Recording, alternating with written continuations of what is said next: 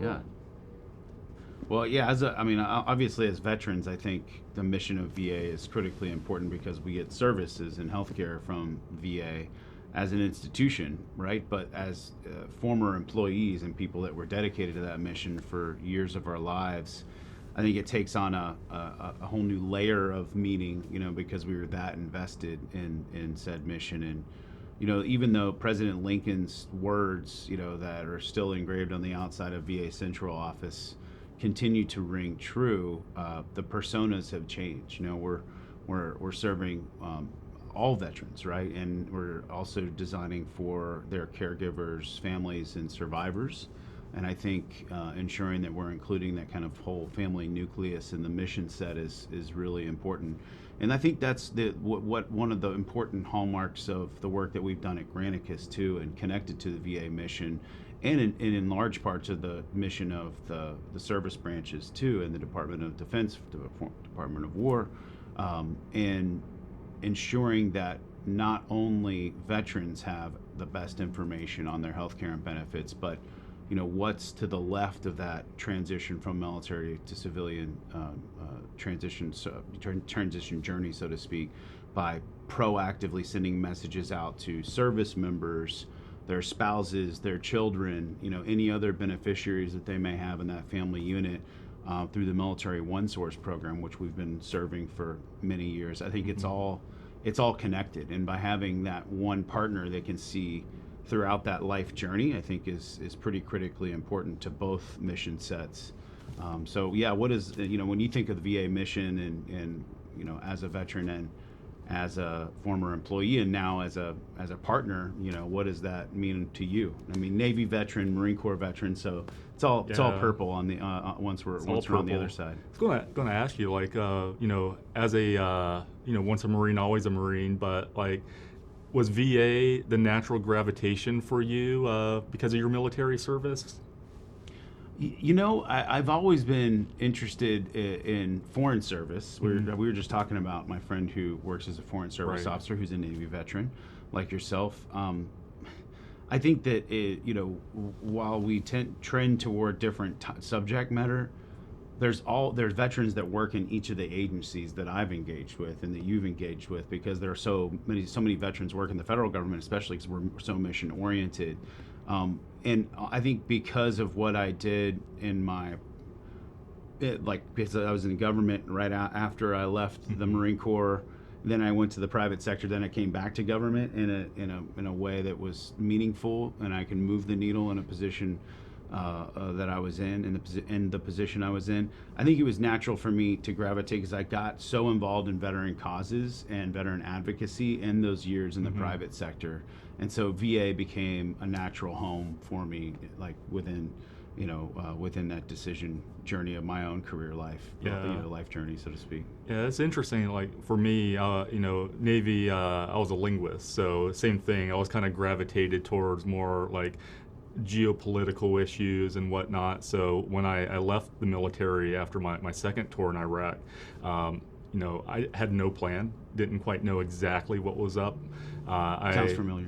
I think, you hear that story a million times. Like my brother, my father, we all served, and it was the non-serving member who served the most, which was my mom, that really kind of got all three of us squared away in our journey. And really, her connection to the VA as a source of information so she could help us out is what got me on my path. It got me connected to my GI Bill. She was the one reaching out to the VA to help me get my GI benefits while I was still deployed in Iraq. So I saw the connection with those VA employees to her to get me set up. And my career took me into federal service, Department of Justice and whatnot. But really that connection got me thinking, what better way could I give back? I wanted to get to VA. I wanted to be a part of the mission. And that's what I love about what we do at Granicus now, is we are still connected to the mission and helping just Americans all over the place, whether it's VA or in other agencies, just get connected to their communities. It's really cool. Yeah, and I think it's important, and taking it like even a step further, we talked about this when I was at VA, is like, we trust VA because we use it for healthcare and benefits, and VA's like trust in VA has gone up markedly over the last 10 to 12 years, really since the inception of the Veterans Experience Office, but also the launch of the Journey Map and the transformation that it's undergone as an agency in parallel to the increasing trust numbers. But if we think about it from like the American people, they still don't really trust VA because they don't understand it, and all they see are kind of negative headlines. Right. All they hear are different congressional sound bites and congressional testimony, and I think that that's a misrepresentation. And imagine if, and this is where I think we might be able to help VA in the future. Imagine if like our classmates, our uncles, our aunts, our neighbors, our colleagues at work all trusted VA just as much as veterans do. So like over 82% of veterans trust VA to deliver the care and benefits that they've so rightfully earned. Imagine if that number or higher had a net promoter score of VA, then I think that kind of negative narrative that's around the agency would lift a little bit. And so I think that there's a lot of work that we can do to help convince the rest of America that VA is the best place for veterans to get their care and benefits. When you were leading customer experience across the entire government, not just at VA in your time, like I look at like the Granicus network and our 300 million constituents that we're helping governments connect with. What do you think that we could offer to VA from an experience perspective to help build that trust outside of the veteran population? Yeah, I think helping build campaigns like for Granicus Experience Services and the team that you work with day in and day out to really help agencies better understand the personas of that are receiving that information, but then making adjustments to said campaigns using the engagement data and using the experience data that come back to them in real time could be leveraged to really kind of shift that narrative of VA and federal service writ large if we're able to tackle such an important topic, right? And that would be a good project to do with OPM, for example. But so I do think there's tons of opportunity for us to help agencies with their broader narrative, and I think that's what we do in a lot of cases is like general public awareness. Like if you talk about like the Department of Education or the Department of Labor or the work that we do at Social Security and the Centers for Medicare and Medicaid, it's like really like ensuring that not just the customers get enrolled into the programs that they're eligible for and have a great experience in that enrollment journey, but also just broader awareness of what that looks like in case they need to know for a family member or themselves later on in their own life journey. Yeah, it's and to be able to do it, I think most people that are in public service, whether they were military veterans or not, they want to serve their communities and their country.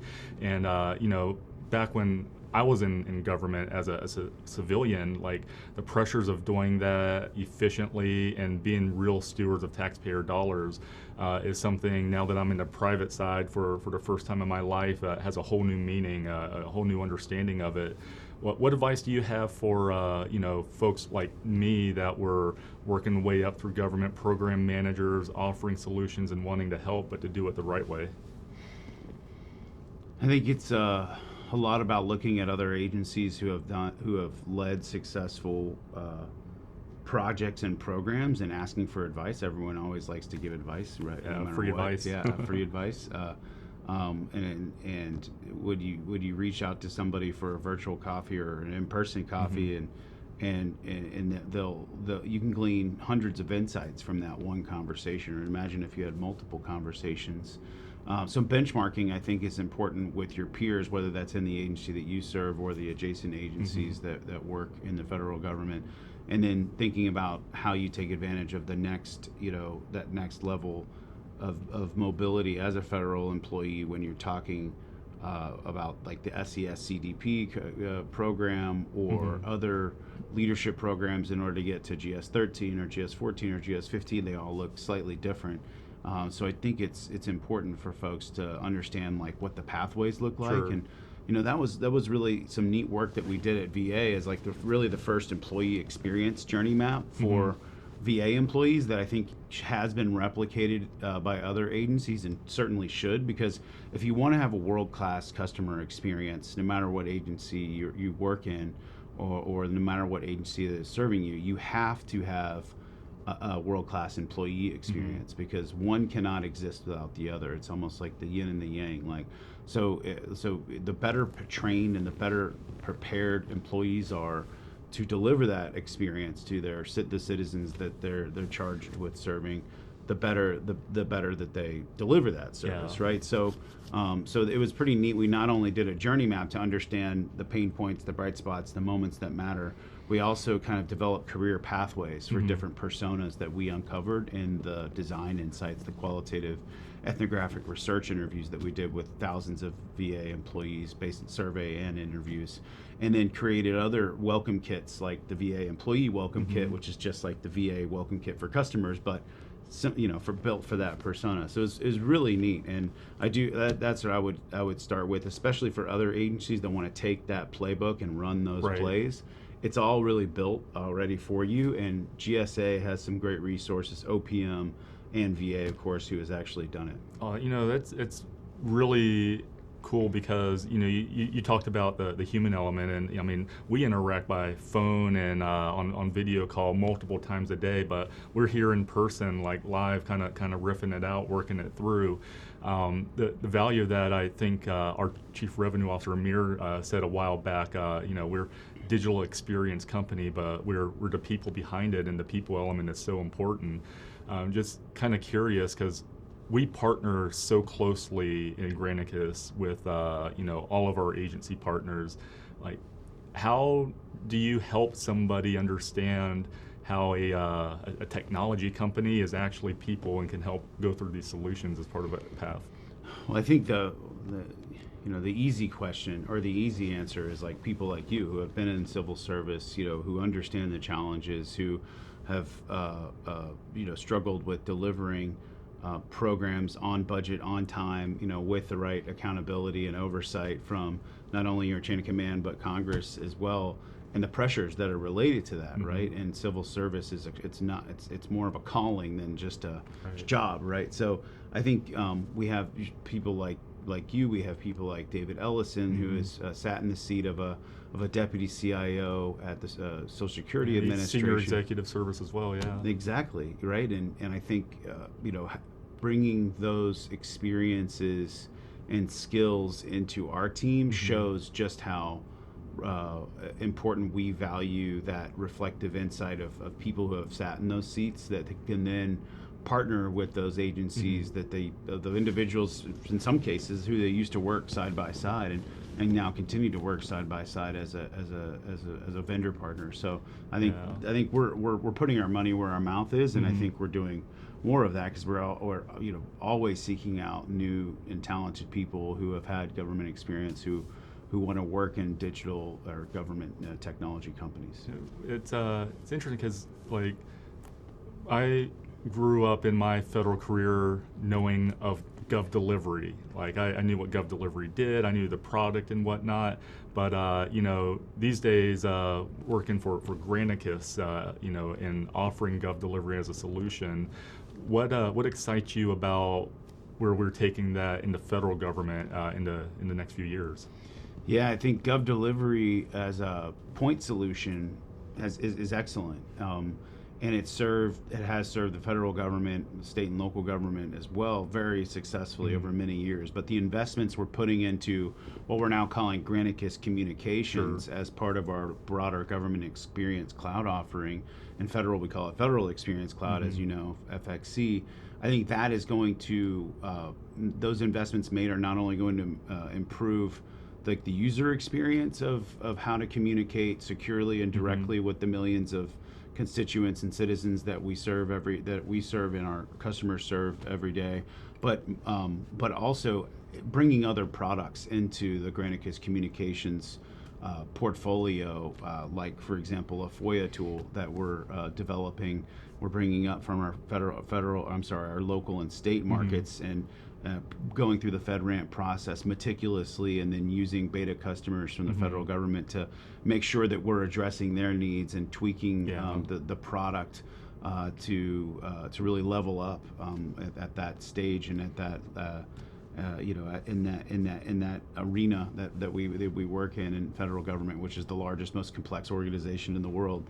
I think there's some other interesting add-ons like the Government Experience Insights dashboard, GXIE, Government Experience Insights Enterprise Dashboard, which I wish I had when I was a VA executive. I say that all the time because we had to manually build dashboards from using operational data, experience data, communications insights, and now it's all automated for us in GXIE, and we see while we're on the phone or while we're on a virtual call or in person, we see our customers light up when we show them that product, and they're able to visualize all of this data. And literally, when we're tracking folks going through a healthcare enrollment journey, whether that's with CMS or at VA or now with Social Security, to better understand where folks are dropping off from filing for their benefits, we now know how to re-engage them. So I think that is a game changer for not only executives at the strategic level to visualize the journey and the enrollment processes, but at the operational program office level and the tactical level, all the way down to the field office level, they'll be able to see metrics that and visualize them in ways they haven't before. And then finally, our customer data platform, it is going to, which we're calling Mosaic, and we'll be launching in the fall. So we'll be, talking can't more wait till about. we do that one. Yeah, it is going to be a superpower for federal agencies to really understand different personas and different citizen segments that they haven't engaged before. Like, for example, folks that may be eligible for Social Security benefits or for small business administration loans, or farmers that haven't taken advantage of certain programs at USDA. These are all personas that we can reach out to and enable the agencies to proactively message to inform them about their benefits. That was actually how I got to know Granicus in the beginning, as a federal executive. Is we were implementing a new piece of legislation that really expanded healthcare and benefits eligibility to millions of new customers that were not previously enrolled with the agency. And we used Granicus to not only design the campaign, so Granicus Experience Group, so GXG, but also when we sent those outbound SMS and email messages to those unenrolled customers, we were able to tweak the campaign over time and then redeploy and redeploy till we now have like this of the 5 million eligible customers out there based on the new policy. We enrolled 3 million within 2 years. It was incredible. And I think that superpower is what the customer data platform will bring us, is like being able to visualize not only on a map, but in a database where we can send those proactive messages, because it's our obligation as the federal government to let them know that they're eligible for these services. As a federal executive, you probably got demoed solutions all day long. And a demo starts off with a nice idea. It's a nice concept, very aspirational, it feels good, but operationalizing it, just like you said, using the data in real time to make those tweaks along the way. What have you learned with what we have done? Like GXIE, for example, I think is enabling decision makers in real time to use data and make outcome-based decisions. Like, what would you caution somebody who's getting demos up front on certain solutions versus like what you actually need to do the job? Yeah, I think tailoring, if you are accepting a demo, make sure that they're addressing a problem that you have. As somebody in the agency, or if you're looking at somebody's testimony in front of Congress, or you're looking at a speech that they gave at an event that Carasoft puts on. I think that you can glean insights from these issues. For example, we were listening to the confirmation hearing for the Federal Housing Administration Commissioner, and one thing we keyed in on was that he wants to see construction loans for housing developments, low-income housing developments, shrink from 12 months to 2 months. And how might we re-envision that journey using automation, using elements of AI as we're learning, converting more of the loans in the mid-funnel portion of where they kind of stop, Mm-hmm. because it's really the limiting factor of humans having to review all these documents. Well, you and I both know, and we can talk more about like the claims automation that VA has done. Sure. That can all be automated, and then keeping the human in the loop to just ratify and verify and validate that the work has been done correctly. Mm-hmm. I think we can help agencies reduce that journey time, and then also make sure that the housing developers don't drop off and go on to their next project, because Yeah. we need to build this. The housing stock's already low enough. It is a critical problem for the United States of America. So how might we help the government, and thereby help the housing developers get to those loans quicker so that they can start construction? And what you said, the research to going in and understanding exactly what the problem is, and not just come in kind of blind.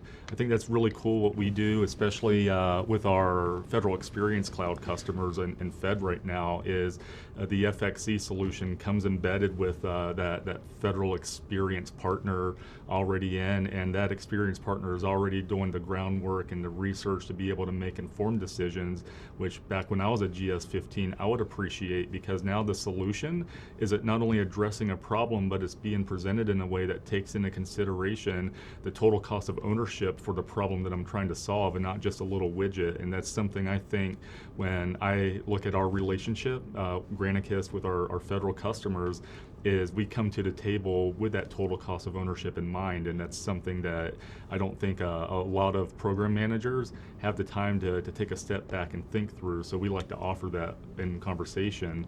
How does that help you as an executive? How does that help me as a GS15 in government, or a 13 program manager, help you make the decisions, because you're reporting up as well?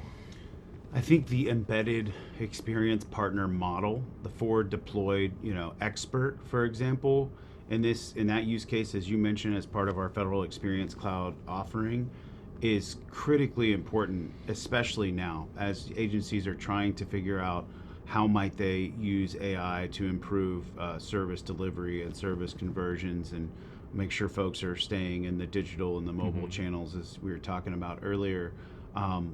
We need to absolutely do more of that and embed directly with our partners so that they can get the most out of the software and the data and the services that we're offering. Good case in point, we were talking to an agency just the other day, as you might remember, where they're launching a new website, and they're completely redesigning how their customers are accessing the high impact services and programs that they're delivering.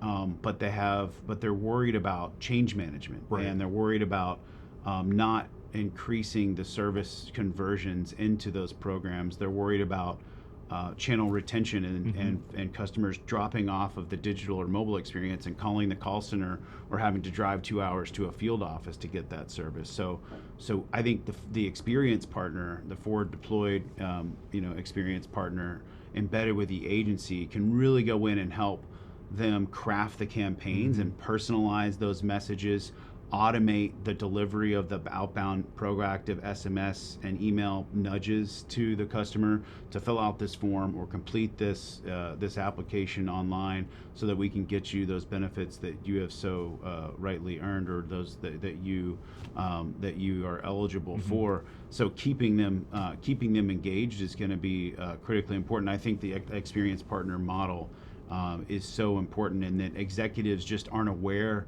Right. and maybe even GS15s aren't aware that these opportunities are available to them, so that they could literally have them kind of sitting next to them, embedded in the agency culture, working with them every day to deliver those successful campaigns and make adjustments. That was actually a really cool example, because you think about it.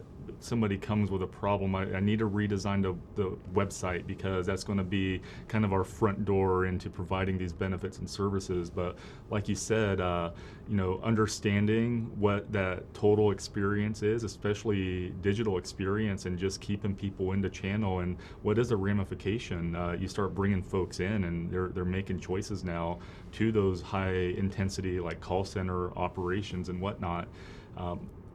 How do you take a step to explain that to somebody? Because this is just a website project.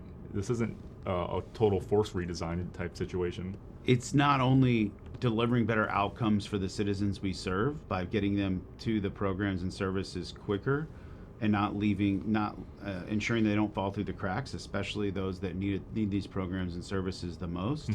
But it's also a cost savings to the government. I mean, if we can keep everyone in the self-service digital and mobile channels and reduce burden on call centers that are very costly to operate, and convert a lot of the tier 2 and tier 3 contact centers into primarily tier 1, where you have experts able to help, and but far fewer of them, and driving the friction of having to go to a field office or a location to get those services, and reduce, so you can save money and friction on both the customer side and on the government side, so all benefiting the taxpayer at the end of the day. So it's not just an efficiency conversation about cost savings but it's also about administrative burden and achieving, like, reducing the administrative burden and achieving those outcomes for citizens, and then that trust in government will continue to rise.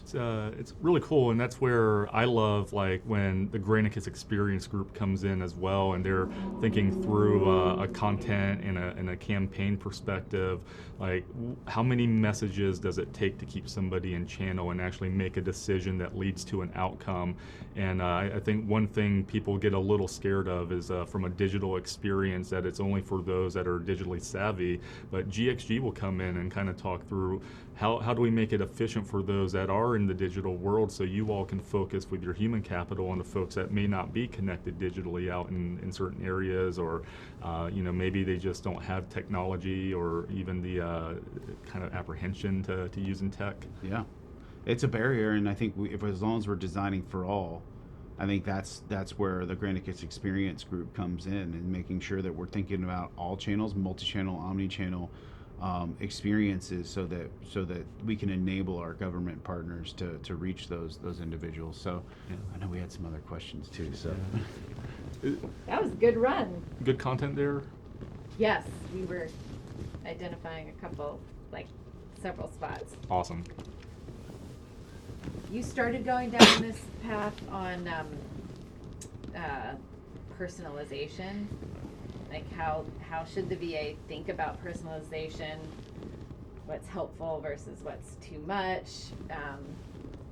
What's the right altitude of personalization for veterans, just given they're all coming from different circumstances? I want to get a little bit more like VA specific content here in terms of like how we work with them. Let's talk about the early comm stuff. Okay. And just delve into that, and we can start at the beginning of the journey, and then we'll kind of shift into some of the personas well beyond like those moments that matter. So that's let me. good. I was gonna say so that because most audiences may or may not know exactly what we're doing with the VA from a transition. Yeah, I think that's a great story to tell, and that was perfect.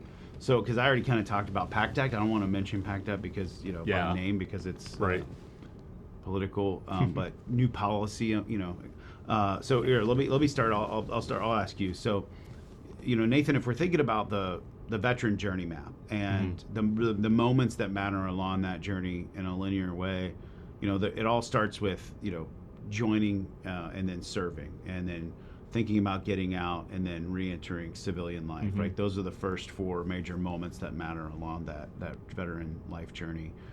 When we talked to VA, when I was at VA, we identified a really huge problem set that we were spamming transitioning service members the last few months of their active service by sending them like 156 emails over the course of that time frame, sometimes coming in batches of a dozen at 12:01 a.m. from all different program offices, whether that's benefits or healthcare or other programs that they may be eligible for, education, etc., loans, home loans.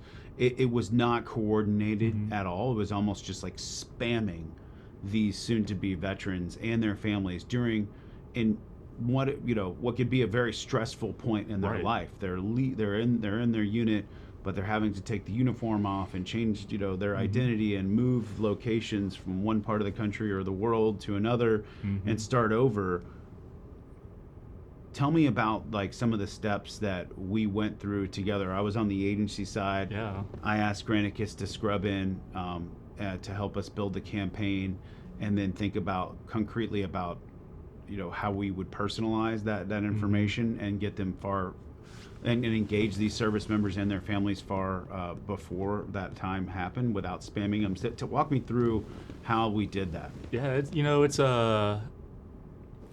you say spamming, and it's actually a very accurate description of what was happening, but behind it was a bunch of good intent.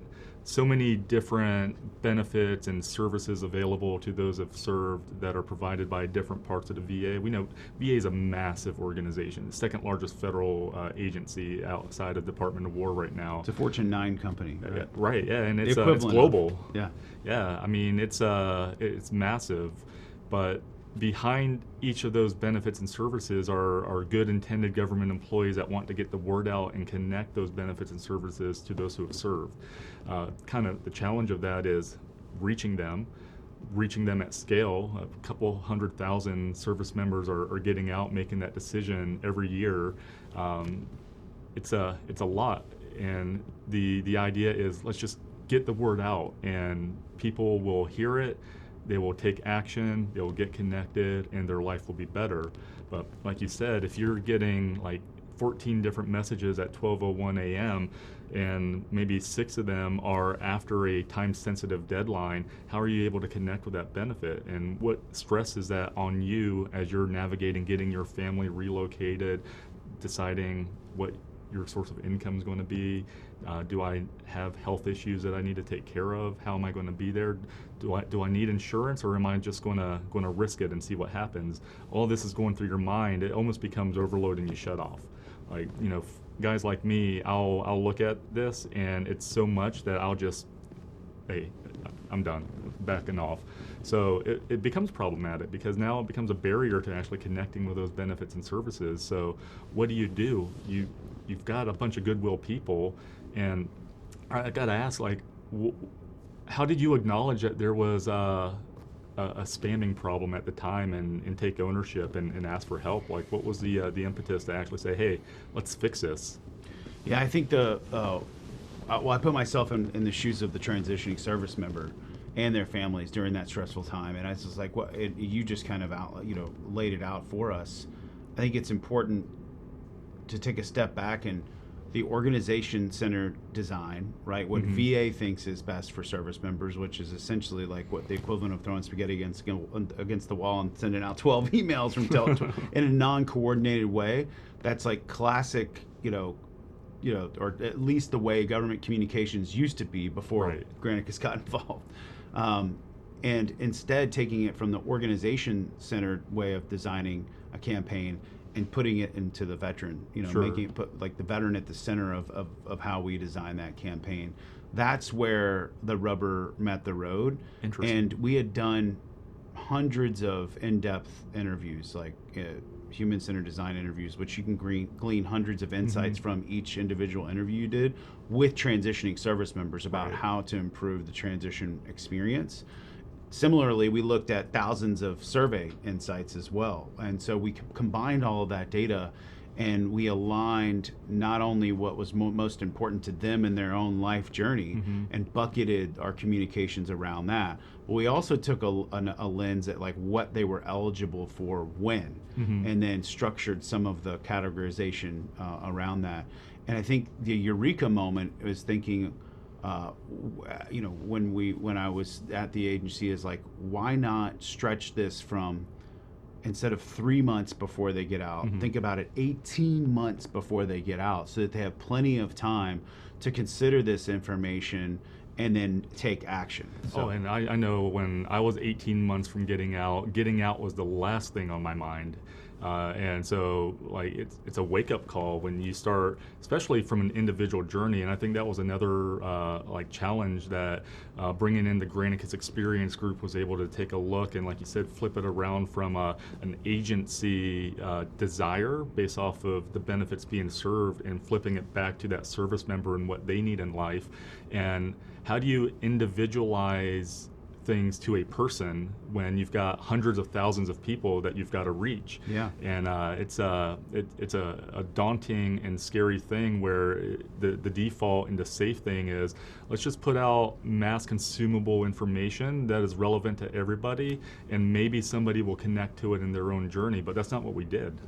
Yeah, I think it's important to use the demographic and behavioral data that the agency had, and then tweak certain messaging. For example, women veterans get more, like in some cases, more messages than their male counterparts, because there are different healthcare and benefit services available to women veterans that are separate and distinct, and that's important that we ensure that we get the timing of those messages right along that journey, in tandem with all the other messages that they need to. So if they're already getting more messages, how do we integrate those just as important messages with the others, right? And so I think that we were able to do it in a very thoughtful but intentional way, using the personalized demographic and behavioral information around 4 different personas. And these were personas that were developed by every single military service branch and their transition assistance program leaders, Enterprise, Department of Defense, now Department of War, transition assistance program leaders,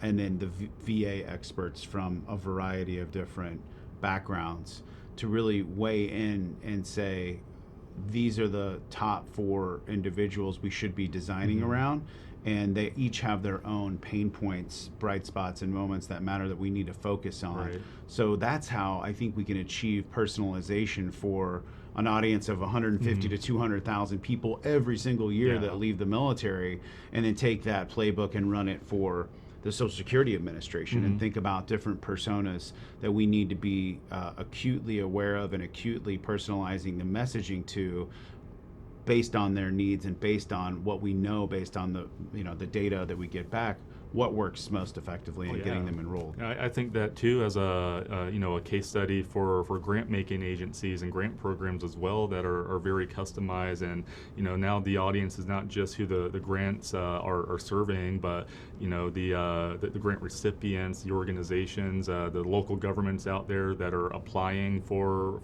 the funding opportunities and just getting ready. It's a really cool use case that you can take mass communication at scale, segment it by data that is proven data and behavioral data, the attitudinal data that we've got within the Granicus solutions, and then operationalize that to an individual journey and timeline.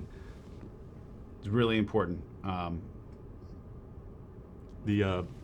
else do we want to say about early comms? Early comms, other thing I think is really important here is that it was individualized to that service member. So efficiently taking the 154 messages that were out there and all of that content and benefit, and working through our agency experts within the Granicus Experience Group to make sure that those messages are going to be relevant based off of all of the behavioral data that we've collected over the years working in this space, and tweaking it, like you said earlier, in real time based off of that data. But more importantly, the fact that we operate within the FedRAMP boundary, that we are a Department of War trusted sender, and we've got the expertise and experience and being able to communicate to .mil email addresses, which is a completely different animal than when you're sending emails to somebody's Gmail account, and getting them to take appropriate action as part of that journey. And then utilizing our targeted messaging system to take at bulk and at scale information, like you said earlier, that is relevant to that person at the time that is relevant to them. I think through getting out, I would have never have thought how much time it would take for me to go collect all of my medical records to even think about filing for BDD on time.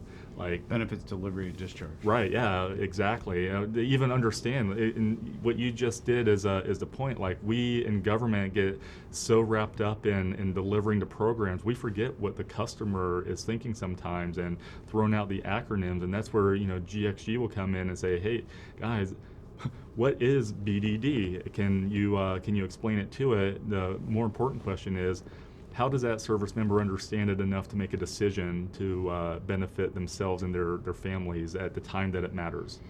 I think we can we can replicate this journey and this process over and over again for different agencies who need to improve their customer acquisition channel, and their strategy at really acquiring those that are unenrolled that are now eligible for certain benefits based on their age, based on demographic shifts, based on their employment status, based on a number of different things.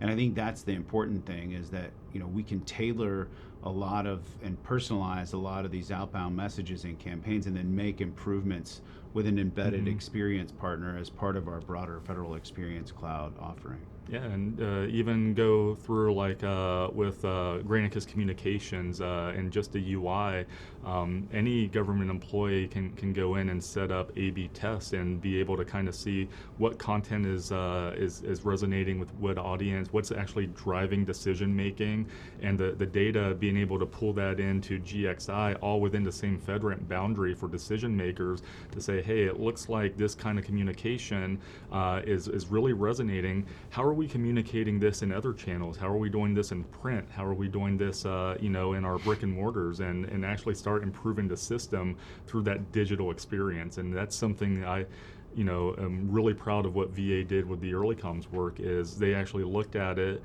They took ownership over these messages were made for print audiences to deliver in hand on flyers. How do we take that content, turn it into a digitally consumable content, and actually track the outcome to action? And are we getting the right outcome, and taking full ownership whether we are or not? And let's make some decisions off of it. It's the right thing to do. You see a problem, you raise it to leadership, you get the resources to address it, and then you address it. Yeah, and I love the way that we do it, and the way that our solution is already embedded into the agency, and we start thinking about some of the concerns when we are doing digital communication and starting to utilize data. Like, okay, data can be a scary thing. Where does data live? Where does it belong? The fact that we can operate in a zero trust environment and effectively communicate at scale to people and individualize to people using very secure methods and keeping the data compartmentalized and safe is something that is unique, because I know back when I was in government, the protection of the citizen and the constituents' data was by far one of the most important things that we took into consideration. Absolutely. Could we do a mini segment on, you need to take a breath. This is a lot of good stuff. Do you need a water? Yeah, I'll take a water. And like pacing, is it fast? We can get fast sometimes. No, I think we're okay. There are some things that I think both have a long stretch and then take smaller chunks. Like, cool. Probably ways we can use both. Anything we can talk about on where the VA is going? Think about what would you want them to hear us saying about, like, their vision, just directionally. Yeah. You touched on some of it, but and how Granicus is a critical piece of that. Yeah. Oh, yeah. Is there a data and AI conversation there, or, like, again, you touched on some of it with, like, what we're going to be able to do with CDP and so on, but Yeah. I think just kind of call out their Let's go to the vision right of the transition journey. Yeah. Like we forgot to do that. So we'll continue on, and I think I can address that directly. So Nathan, if we're thinking about post transition and the other major moments that matter along the veteran journey map, personas, we as people, as veterans, change over time, right? I think we were talking about that earlier today. Like, we have different, we start our families, and we get our education, and we go into our careers, and there are different needs for different personas and how we personalize and design. I think some of VA's priorities and objectives now and moving forward, and maybe has always been, definitely has always been, but after some of the conversations we've been recently having and doing some Granicus Experience Group workshops with some of the leaders, I think it's really an important time to help them acquire more of the unenrolled populations that may not be aware of the benefits in the health care that they are eligible for, and they have so rightly earned, as I've said a number of times too.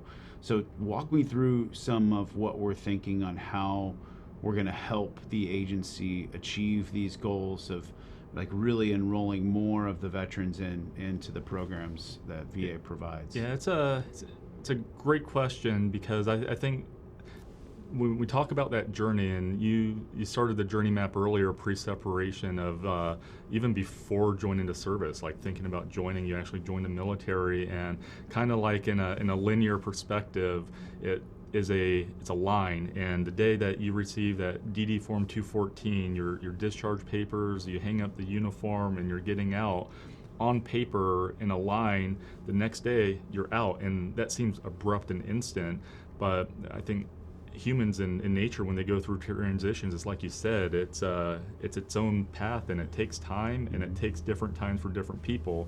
So one thing that you all did at VA in the Veterans Experience Office with the personas and understanding through a lot of research and interviews and data collection is coming up with what that persona does after they get out. And the personas aren't service branch personas anymore, like pre-separation. Like, it's decision based. And is it a persona of somebody that has done the groundwork before they got out, get connected to the benefits and services ahead of time, and are completely affiliated with the VA from the day that they get out? Is it somebody that, they understand, they're aware, they're making that decision, but they're focusing on that transition, and I'll get back to it when I have time to breathe after I get relocated and unpack the house, or, start my new job or school? Or is it somebody that says, I'm good, I'm going to continue on in life, and I know the VA's there, but I'm good, I'm not going to use it?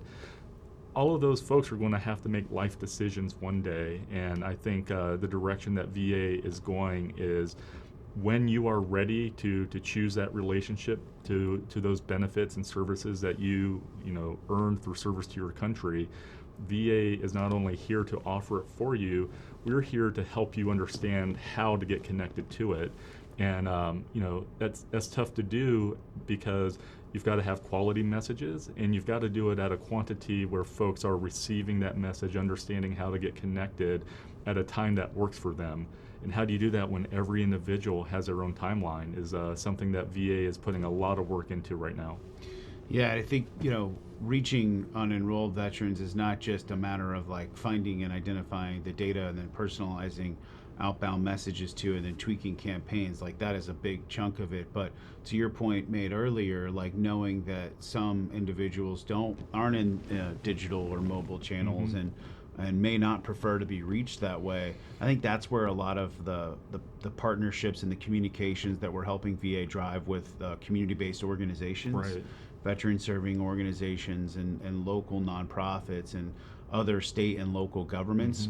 We help VA communicate with all of those segmented personas and stakeholders, and them getting and relaying that data about, did you know that you might be eligible for healthcare? Did you know you might be eligible for these benefit programs at VA, ranging from home loans to disability benefits to education benefits, and putting a lens on their trusted local government or Right. state government partner, or the veteran service organization, or the tribal government that they interact with most, or other federal agencies, and kind of cross promoting that via our communications with USDA and like some veteran farming groups, and thinking about Social Security Administration and the Internal Revenue Service, Small Business Administration. Many veterans are entrepreneurs and small business owners. So I think there's a lot of opportunities for us to personalize and tweak that message and send it in many different channels.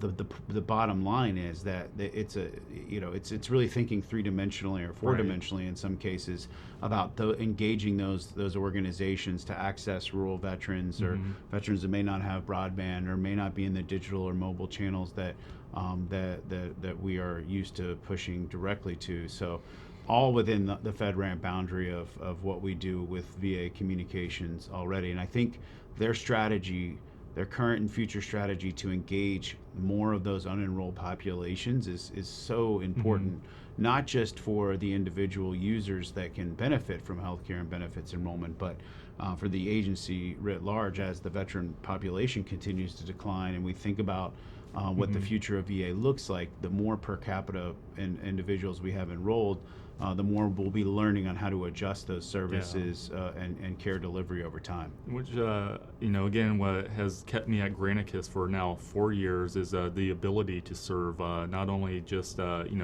VA as a trusted partner, the federal government, but you think about the 6,000 state and local governments that Granicus has the privilege of working with to serve constituents. And one thing that I think we like to remind our government partners is direct communication with the constituent is a fantastic method of getting them to get connected to what they've rightfully earned or need from government when they need it. But more importantly, like you said, those community organizations, those veteran serving organizations, even state and local partners that might not be directly affiliated with certain benefit programs, and just building that awareness. That way when they come across somebody in normal life, in like the in-person like we are now, to be able to be informed and help have that conversation. I think VA going into choice and giving veterans greater choice in where they make healthcare decisions, just the ability to give practitioners and doctors and even the receptionists out in communities enough information that way when that veteran checks in and veteran is on their driver's license, to thank them for their service, ask them the right questions, inform the doctors of veteran specific issues, and have those conversations where that veteran feels comfortable that VA's got their back. If they want to continue with their private health care in their community, VA doing what it's supposed to do to make that very comfortable, and treating communications as an outcome and not a person that you're talking to. Any last words if you were making a charge to VA leadership for the next 12 to 18 months? Ways you would encourage them, things you would challenge them on? I think it's at talking about the strategy to enroll more of the unenrolled populations as an agency priority is absolutely critical. I think a lot of the strategy and the nomenclature that leadership continues to use, regardless of who's in charge, is continuing to design these services with the veteran at the center of everything we do. And by veterans, we mean their caregivers, survivors, and families, of course, as well.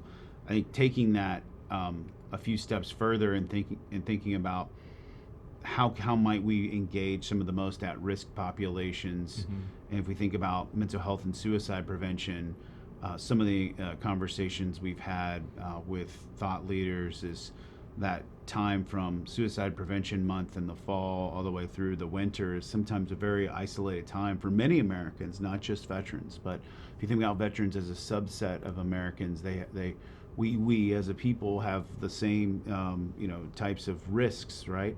And especially in rural areas where they have less access to services, how might we design new ways of reaching those individuals so they feel like they can chat with their peers and get connected to care and benefits, is a really important campaign idea that is formulating, and I think we can really help VA in enabling and supercharging, not just by the direct communications and the digital channels that we operate via SMS, via email, and many other ways, but also, like I said, engaging those stakeholder groups that VA already communicates with and helping them expand their aperture to the 6,000 to 7,000 local governments and state governments that we serve, the destination management organizations that we serve, the special district organizations that we serve. Veterans interact with all of these levels of organizations on a daily or monthly or weekly basis, right? So So how do we use that megaphone to really engage the whole population there and their families and the units around them? So I do think that there's putting veteran at the center, thinking about unenrolled veterans as the primary use case, but also engaging those that may be at risk during certain points of the year is going to be, I think, a great mission for us to help VA on.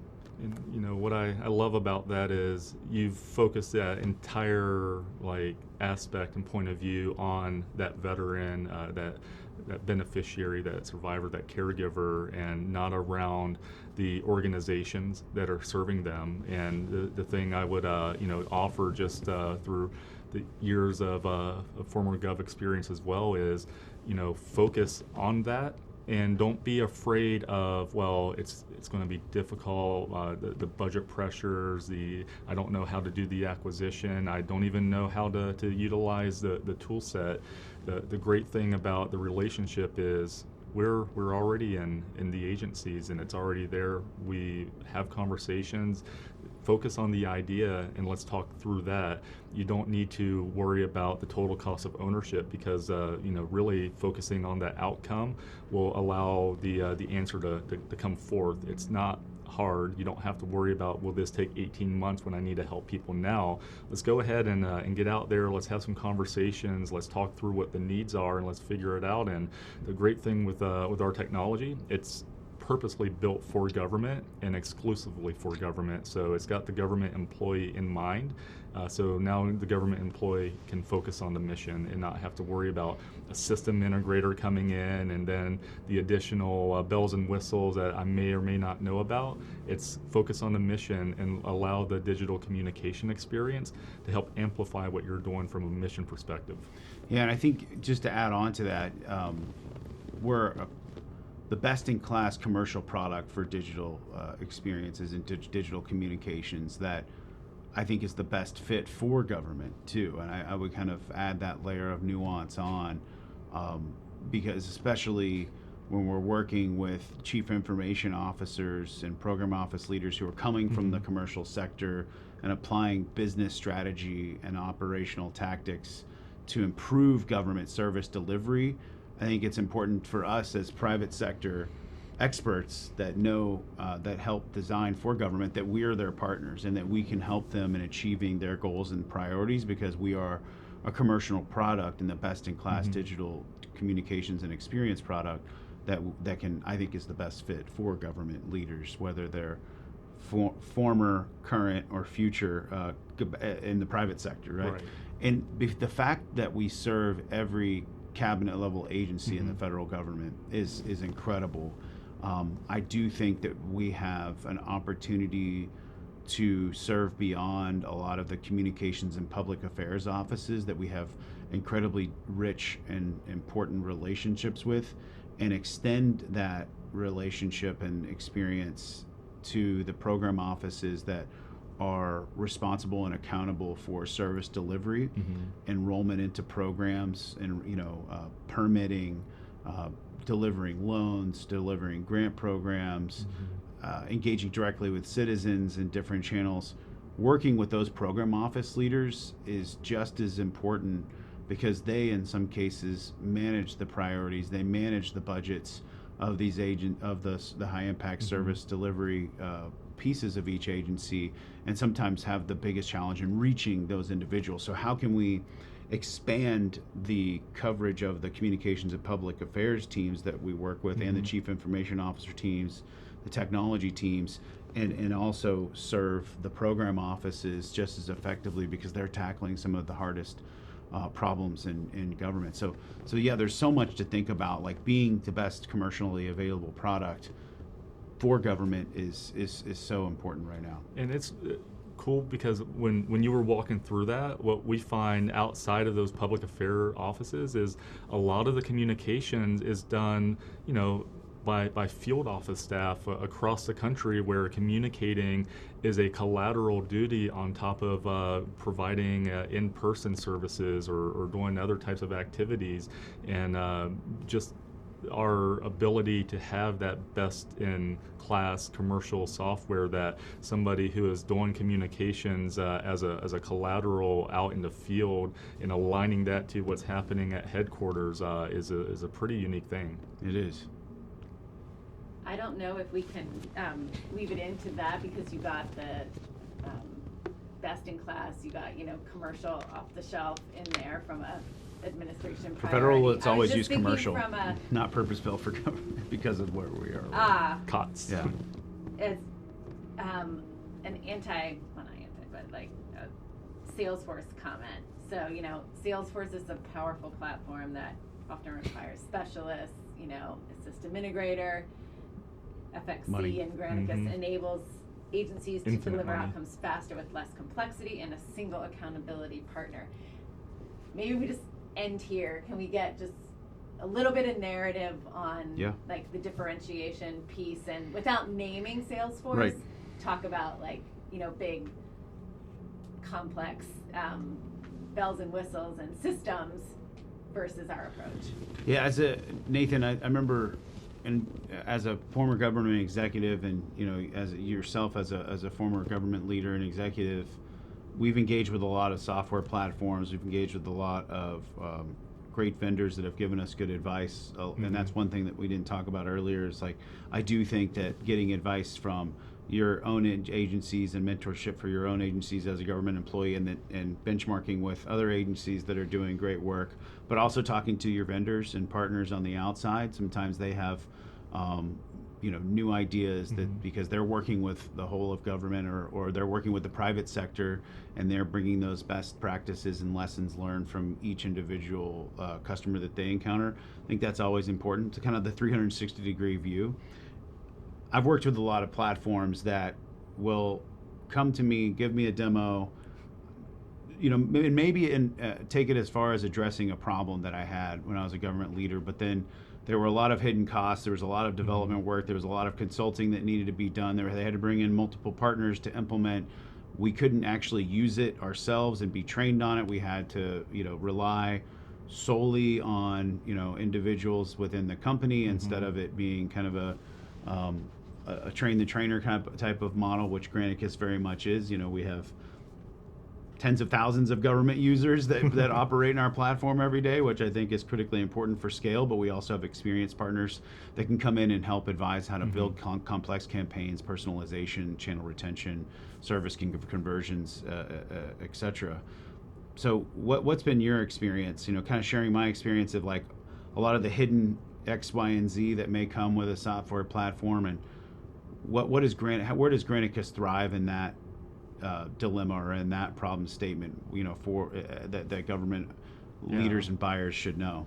Yeah, it's a great point, because thinking of a commercial off-the-shelf solution, just by definition, and as a decision maker when I'm about to make an acquisition to serve a purpose, solve a problem for me, just that phrase alone makes me think it is off the shelf, something I can use and deploy. Plug and play, right? Exactly right. Let's roll. Let's go ahead and do this.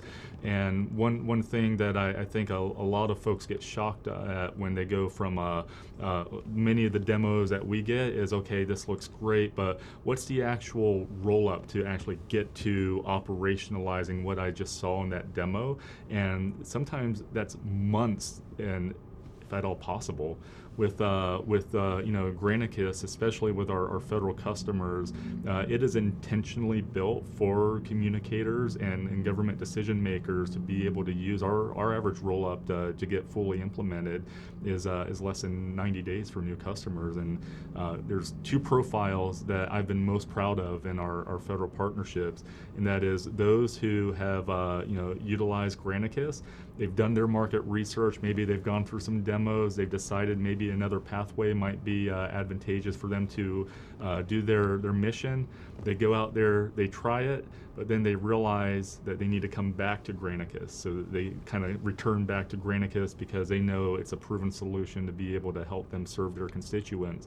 The other is we roll in, get the Granicus experience group in, we get folks spun up, we get it implemented, it's done quickly, and then the government is able to take over and execute it. And that's one thing, you know, like the Veterans Experience Office, for example, is very effective and independently able to use it.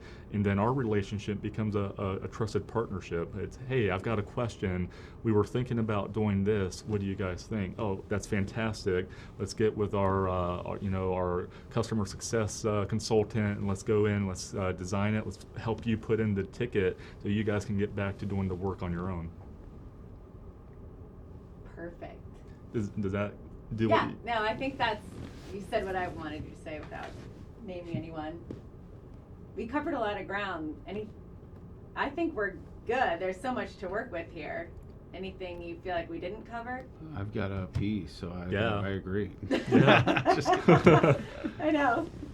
Okay, Dalton, thank you. Thank you All right, so thanks, much, y'all. y'all. Very Appreciate good. it. Hey, could you